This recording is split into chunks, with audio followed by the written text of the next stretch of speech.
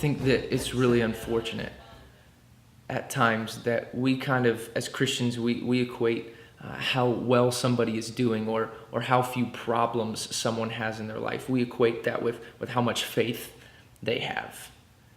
And there is a story in Mark chapter 8 that I love because I find so much freedom in this story. It's a story of Jesus healing a blind man, and Jesus spits in his face to start things off, and that's fabulous. Like, what a moment that had to be.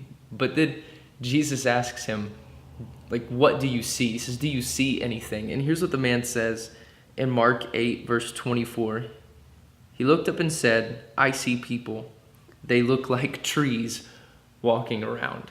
Like at that moment, the disciples had to be kind of like looking at each other, like Thaddeus, like elbows Bartholomew in the ribs. And it's like, did he say trees? Like that can't be right. But I love this moment. Like it all seems wrong. Like Jesus spit on the guy. Like, what's that all about? Like Jesus healed him, but he's not really totally healed. Like that's never happened before. Like how weird is that? But here's what's beautiful to me about this story and about this verse is one, that it tells me that sometimes God's miracles are a process and not a moment. It tells me that sometimes, for whatever reason, God chooses to do things in that way. And that it doesn't mean that this guy had no faith. It doesn't mean that he wasn't as spiritual as everybody else. It means that God chose to do this in his life in a different way than he chose to do it in somebody else's. And all too often, I think we hide what's really going on in our lives, the needs that we really have, because we feel like that it makes us less spiritual than everybody else, that it means like we have less faith than everybody else.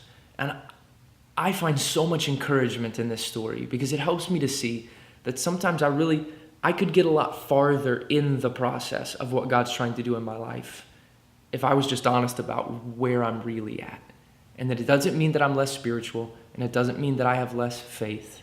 Just because you're going through something difficult, just because things aren't really going that well in your life, does not mean God doesn't like you, that he's not pleased with you, that he doesn't have a future or a plan for you. It doesn't mean you're less spiritual. I challenge you, be honest about where you're at in relationship with God and what you need him to do inside of you. And I really believe that you're going to find you move through the process of what God's doing a lot faster when you own up to what's going on, when you face it, and you stop feeling like it makes you less spiritual, because it doesn't. It doesn't mean that you don't have great faith.